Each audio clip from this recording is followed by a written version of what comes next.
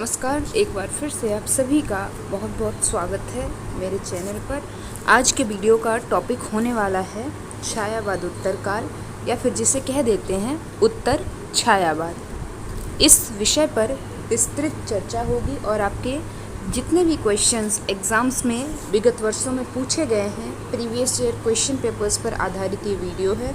साथ ही साथ जितने क्वेश्चंस पूछे जाने की संभावनाएं हैं, या कह लीजिए इस टॉपिक से एक्सपेक्टेड क्वेश्चंस जो हैं, मोस्ट एक्सपेक्टेड क्वेश्चंस, वो आपको इस एक वीडियो से कवर अप हो जाने वाले हैं। तो बिना समय ज़ाया किए वीडियो को शुरू कर लेते हैं। सबसे पहले बात करते हैं और समझते हैं उत्तर छायावाद या छायावाद उत्तर का शाब्दिक अर्थ क्या है, या फिर सरल भाषा में आप इसको कैसे समझेंगे दो शब्दों में।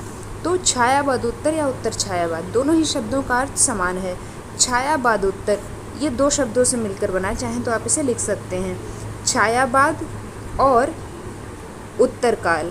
तो दो शब्द यहाँ पर हो गए, यानी कि शाब्दिक अर्थ हुआ छायावाद के उत्तर काल, यानी कि छायावाद के बाद वाला काल जो है वो छायावाद उत्तर काल कहलाएगा। और वहीं उत्तर छायावाद का भी समान ही अर्थ निकल रहा है, छायावाद के उत्तर काल, यानी कि छायावाद के पश्चात आने वाला जो काल है उसको उत्तर छायावाद कहकर संबोधित किया जाएगा। आगे बढ़ें तो बात करते हैं, अब यहाँ लिखा क्या गया है उसके अनुसार उत्तर छायावाद का अर्थ क्या है। लिखा है कि उत्तर छायावाद या छायावाद उत्तर काव्य का अर्थ है, शाब्दिक अर्थ जो कि मैंने बता दिया है, छायावाद के बाद का काव्य, यानी ऐसा काव्य, वे कृतियाँ जो छायावाद के बाद में रची गई, लिखी गई या प्रकाशित हुई। सन 1936 जो कि छायावाद का अंत हुआ था सन 1936 में। तो सन 1936 ईस्वी आधुनिक हिंदी काव्य के इतिहास में अत्यंत महत्वपूर्ण मानी गई है। इस वर्ष महाकवि जयशंकर प्रसाद की अंतिम, या फिर कह लीजिए वो कृति जिससे छायावाद का अंत माना गया है, वो है कामायनी। उसका प्रकाशन हुआ था सन 1936 में। और इसी वर्ष छायावाद के प्रमुख स्तंभ सुमित्रानंदन पंत की भी रचना युगांत की रचना हुई थी, जिसके चलते छायावाद के अवसान की घोषणा कर दी गई। हालांकि आपने अगर वीडियो देखा होगा छायावाद के संदर्भ में जो मैंने रिसेंटली अपलोड किया है, तो वहाँ पर मैंने ये चर्चा बहुत ही विस्तार से की है, तो आप वो वीडियो ज़रूर देखें। वहाँ से आपके छायावाद से संबंधित जितने भी प्रश्न बन सकते हैं वो सारे कवर अप हो जाएंगे। आगे बढ़ते हैं। आगे लिखा गया है कि उत्तर छायावाद का उदय कब हुआ। तो हालांकि ऊपर से आपको बहुत कुछ आइडिया लग गया होगा, लेकिन यहाँ पर लिखित रूप में देख लेते हैं कि सन 1936 ईस्वी में लखनऊ में प्रगतिशील लेखक संघ का प्रथम अधिवेशन हुआ। किसका? लखनऊ में हुआ प्रगतिशील लेखक संघ का प्रथम बैठक हुई, कह लीजिए। उसमें क्या हुआ था, उसकी जो अध्यक्षता थी, या फिर कह लीजिए उसी अधिवेशन में प्रगतिशील लेखक संघ का जो प्रथम अधिवेशन हुआ था, उसमें मुंशी प्रेमचंद का एक भाषण दिया गया था, मुंशी प्रेमचंद जी द्वारा, जो कि बाद में लिखित रूप में साहित्य का उद्देश्य शीर्षक से प्रकाशित हुआ था, जिसको आप भविष्य में पढ़ेंगे। तो मुंशी प्रेमचंद उसके अध्यक्ष बनाए गए। उनका अध्यक्षीय भाषण प्रगतिवाद या उत्तर छायावाद घोषणा पत्र के रूप में स्वीकार किया गया। आधुनिक हिंदी काव्य में यथार्थवाद की प्रतिष्ठा हुई। छायावाद के आधार स्तंभ सुमित्रानंदन पंत ने नरेंद्र शर्मा के साथ मिलकर रूपाब पत्रिका निकाली। इस पत्रिका का आप सब ने नाम सुना होगा कि ये सुमित्रानंदन पंत जी इसके संपादक थे, और इस नवीन काव्य आंदोलन को समर्थन दिया। निराला ने भी इस परिवर्तन की ओर अपना समर्थन दिया। तो इस तरह से आप उत्तर छायावाद के उदय को समझ सकते हैं। आगे बढ़ें तो बात कर लेते हैं विभिन्न विचारधाराओं का प्रभाव क्या पड़ा इस छायावाद के उत्तर काल पर। तो लिखा गया है कि सन 1936 ईस्वी में छायावाद युग के अवसान के साथ साथ, यानी छायावाद युग के अंत के साथ साथ, साहित्य लेखन की दशा युगानुरूप बदलने लगी, यानी युग के अनुरूप युग के साथ बदलने लगी। इस समय भारतीय सामाजिक एवं राजनीतिक परिस्थितियों में बड़ी तेजी से परिवर्तन हो रहा था। आगे लिखा है कि साम्यवाद, ये सारी विचारधाराएं थी, ये आप चाहे तो नोट डाउन कर लीजिए, जो कि आपको एग्ज़ाम में जब आप उत्तर लिखेंगे तो आपको बतानी चाहिए। तो साम्यवाद और समाजवाद साम्राज्यवाद आदि विचारधाराएं देश समाज को उस वक्त, कब, सन 1936 के बाद की बात हो रही है, उस समय प्रभावित कर रही थी। युगीन परिस्थितियों का प्रभाव साहित्यकारों की चेतना पर भी पड़ा। इस काल तक आते आते कविता विभिन्न धाराओं में बंटती हुई प्रतीत होने लगी थी, क्योंकि साहित्य समाज का दर्पण है, तो समाज में जो कुछ भी घटित हो रहा होगा वही साहित्य में रूपांतरित होता है, साहित्य में रेखांकित होता है, साहित्य के रूप में लिखा जाता है, पाठक के समक्ष प्रस्तुत किया जाता है। आगे बढ़ें तो लिखा गया है कि विभिन्न काव्य धाराओं का विकास भी इस युग में हुआ था। कौन कौन सी काव्य धाराओं का विकास हुआ, इस बात की आपको जानकारी होनी चाहिए।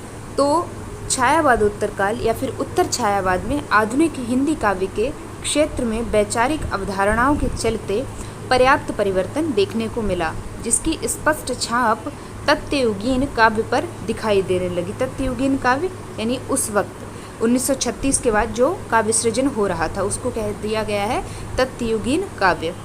आगे लिखा है कि कुछ धाराएं तो भारतेंदु युग से प्रारंभ होकर यहाँ तक पहुँची, यानी ऐसी भी कुछ धाराएं थीं जो सन 1950 के आसपास प्रारंभ हो गई थी। सन 1800, इसको आप करेक्ट कर लीजिएगा क्योंकि भारतेंदु युग 1850 से शुरू माना जाता है, तो सन 1850 के आसपास कुछ काव्य धाराएँ या फिर कुछ विचारधाराएँ शुरू हुई थी जो इस युग तक आते आते एक तरीके से पूर्ण रूप से विकसित हो गई थी।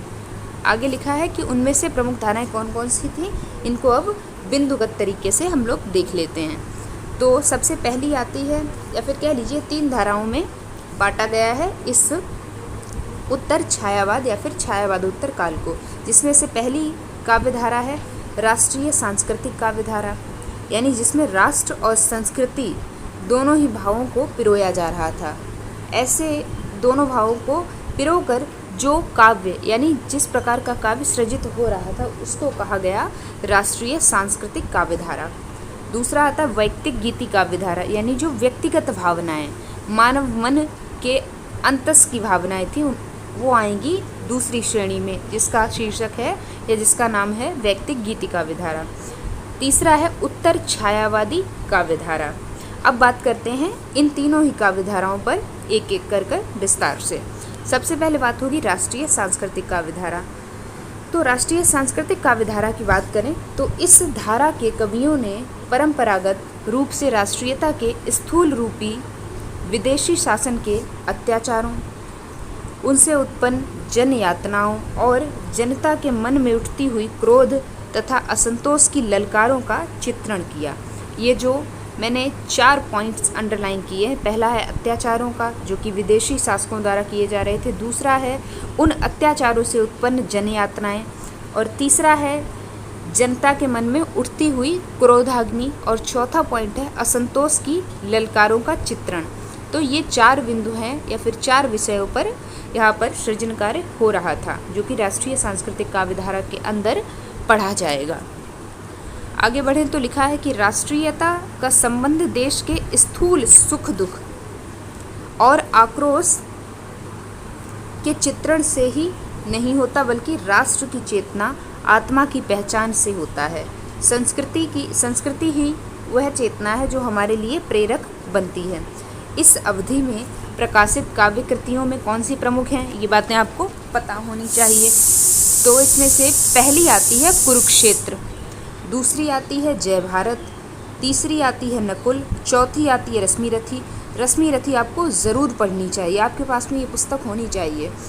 और इसका तीसरा सर्ग जो है, मैं कभी आप कहेंगे तो इस पर एक वीडियो लेकर उपस्थित हो जाऊंगी। बहुत ही सुंदर शब्दों में रामधारी सिंह दिनकर जी ने रश्मिरथी में कर्ण के पॉइंट ऑफ व्यू से लिखा है चीज़ों को, कि वो कैसा सोचता था। अगर उसे गलत ठहराते हैं जो लोग कर्ण को, तो उन्हें एक बार रश्मिरथी अवश्य पढ़नी चाहिए। विक्रमादित्य, हल्दी घाटी इत्यादि जो हैं इस युग की प्रमुख काव्य कृतियाँ हैं। और इस युग के प्रमुख कवि कौन हैं उनका नाम भी नीचे लिख दिया गया है। पहले आते हैं सियाराम शरण गुप्त, दूसरे माखनलाल चतुर्वेदी जी, तीसरे रामधारी सिंह दिनकर, चौथे बालकृष्ण शर्मा नवीन और अगले सोहनलाल द्विवेदी। इसके पश्चात श्याम नारायण पांडे जी का भी नाम इस युग के कवियों में प्रमुख रूप से रखा गया है। आगे बढ़ें तो बात कर लेते हैं, दूसरा पॉइंट आता है उत्तर छायावादी या फिर उत्तर छायावादी ही होगा। यहाँ पर आप थोड़ा सा, इसको त्रुटि हो गई है, इसको थोड़ा सा करेक्ट कर लीजिएगा। यहाँ पर होगा उत्तर छायावादी काव्य। इस धारा में छायावादी धारा के प्रमुख कवियों ने उत्तर छायावादी काव्य धारा के प्रवृत्तियों को अपनाया। और प्रमुख कवि कौन कौन से हैं? निराला यानी कि सूर्यकांत त्रिपाठी निराला, सुमित्रा नंदन पंत, महादेवी वर्मा। अब आप कह रहे होंगे ये तीनों ही कवि छायावादी युग के हैं, लेकिन ऐसे समझिए आप, छायावाद युग के अंतर्गत यानी सन 1918 से लेकर 1936 के बीच जो लेखन कार्य इन कवियों द्वारा किया गया है वो छायावाद के अंदर इंक्लूड किया जाएगा, और इसके पश्चात जो लेखन कार्य इन्होंने किया है वो उत्तर छायावाद के अंतर्गत रखा जाएगा। इसलिए इस चीज़ में आप किसी भी तरह का कोई डाउट ना रखें। और अगले हैं जानकी वल्लभ पंत, तो इन कवियों का आप नाम विशेष रूप से ध्यान रखें। तीसरी आती है वैयक्तिक गीति काव्य धारा, जो कि व्यक्तिगत भावनाओं को केंद्र में रखकर यहाँ पर काव्य का सृजन किया जा रहा है, या फिर जो काव्य व्यक्तिगत भावनाओं को केंद्र में रखकर सृजित किया जाता है वो वैयक्तिक गीति काव्य धारा के अंतर्गत आता है। लिखा गया है कि इस धारा के कवियों की दृष्टि रोमानी है। इसका या फिर कह लीजिए इन कवियों का प्रेम लौकिक प्रेम है। प्रेम के संयोग वियोग, जन्य उल्लास, पीड़ा, उदासी, टूटन और असंतोष का सघन स्वर इस युग के कवियों की कविताओं में मुखर रूप से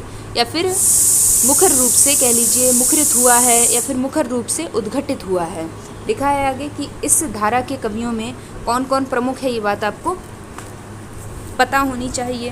पहले आते हैं हरिवंश राय बच्चन, जिन्हें हालावाद का प्रवर्तक माना जाता है। अगले आते हैं नरेंद्र शर्मा, और इनके पश्चात रामेश्वर शुक्ल अंचल और भगवती चरण वर्मा। इनकी चित्रलेखा रचना आप सबको अवश्य पढ़नी चाहिए। इसके बाद हैं गोपाल सिंह नेपाली और आर.सी. प्रसाद सिंह, और इसके बाद शंभुनाथ सिंह। इस तरह से आपको इन रचनाकारों के नाम अवश्य याद कर लेने चाहिए। आगे बात कर लेते हैं कि उत्तर छायावाद के अंतर्गत कौन कौन सी कह लीजिए काव्य धाराएँ आती हैं, या फिर कौन कौन, क्योंकि उत्तर छायावाद है तो छायावाद के उत्तर वाला यानी कि 1936 के बाद जितना भी काव्य सृजित किया गया वो सब कुछ आएगा उत्तर छायावाद के अंतर्गत। अब इस बात से आपको एक डाउट हुआ होगा कि उत्तर छायावाद यानी छायावाद के बाद में तो यानी सन 1936 के बाद में तो कई काव्य धाराएँ रही हैं, जैसे कि प्रगतिवादी रही है, प्रयोगवादी रही है, साठोत्तरी कविता रही है, नई कविता रही है। तो ये सारी ही उत्तर छायावाद या फिर छायावाद उत्तर काल के अंतर्गत आती हैं, जो कि नीचे मैंने बिंदुगत तरीके से लिख दी हैं। प्रमुख छायावाद उत्तर काल की कविता शिल्प और प्रवृत्तियों के आधार पर कई वर्गों में विभाजित की गई। पहला है प्रगतिवाद, दूसरा है प्रयोगवाद, तीसरा है नई कविता और चौथा है समकालीन कविता, जो कि 1960 के बाद में प्रारंभ हुई। इसके चलते इसे साठोत्तरी कविता भी कह दिया जाता है। तो इस तरह से आपको इन सब का ऊपर से ब्यौरा मतलब दे देना चाहिए अगर प्रश्न पूछा जाएगा, विस्तृत प्रश्न उत्तर छायावाद से। हालांकि छायावाद ज़्यादा महत्वपूर्ण बन जाता है, उत्तर छायावाद से प्रश्न पूछे जाने की संभावनाएं बहुत कम होती हैं। क्यों? क्योंकि इस युग को फिर 4 धाराओं में विभाजित किया जाता है और चारों ही धाराएं अपने आप में बहुत ही विस्तृत हैं, जिन पर आपको वीडियोस चैनल पर मिल जाएंगे। प्रगतिवाद पर भी वीडियो मिल जाएगा, प्रयोगवाद पर भी वीडियो मिल जाएगा, नई कविता पर भी और समकालीन कविता पर भी। तो इन चारों ही टॉपिक्स पर एक एक अलग वीडियो आपको देखने को मिलेगा, ताकि आपके टॉपिक को पूरी तरह से कवर किया जा सके और आपके पास किसी भी तरह का कोई डाउट ना रहे वीडियो देखने के बाद में। तो इस तरह से इस उत्तर छायावाद को मैंने समझाने का आपको प्रयास किया है। बाकी अगर कोई डाउट या क्वेरी अभी भी रहती है तो कमेंट सेक्शन हमेशा आपके लिए ओपन रहता है, आप वहाँ पर अपने डाउट या क्वेरी को खुलकर पूछ सकते हैं। अगर व्यक्तिगत तरीके से आप मुझसे जुड़ना चाहते हैं, अपनी समस्याएं साझा करना चाहते हैं, तो डिस्क्रिप्शन बॉक्स में इंस्टाग्राम की लिंक है, आप वहाँ पर इंस्टाग्राम पर भी मुझसे जुड़ सकते हैं और अपने डाउट्स या क्वेरीज आप मुझसे वहाँ पर भी पूछ सकते हैं। तो इस तरह से इस वीडियो को यहाँ पे एंड करते हैं। मिलते हैं किसी अन्य महत्वपूर्ण वीडियो में किसी अन्य महत्वपूर्ण टॉपिक के साथ में। अगर आप चाहते हैं कि आपके द्वारा बताए गए किसी टॉपिक पर वीडियो बनाई जाए तो अपने टॉपिक को, अपनी क्वेरी को, अपने डाउट को कमेंट सेक्शन में कमेंट कर दीजिएगा। और अगर वीडियोज़ अच्छी लगती हैं और लगता है कि इस चैनल से आपकी मदद हो रही है तो अपनी प्रतिक्रिया कमेंट सेक्शन में अवश्य दें, ताकि मुझे भी पता रहे कि मैं किस हद तक आपकी मदद कर पा रही हूँ। और आपके सुझाव हमेशा आमंत्रित हैं। साथ ही साथ अपने साथियों को चैनल से ज़रूर जोड़ें, ताकि ज़्यादा से ज़्यादा लोग चैनल से जुड़ पाएँ और उनकी मदद में ज़्यादा से ज़्यादा लोगों की मदद कर पाऊँ, मुझे खुशी मिलेगी। तो वीडियो को यहीं पे एंड करते हैं। मिलते हैं किसी अन्य महत्वपूर्ण वीडियो में, अन्य महत्वपूर्ण टॉपिक के साथ में। तब तक पढ़ते रहिए, सीखते रहिए और दूसरों को चैनल से ज़रूर जोड़िए। वीडियो देखने के लिए आप सभी का बहुत बहुत शुक्रिया।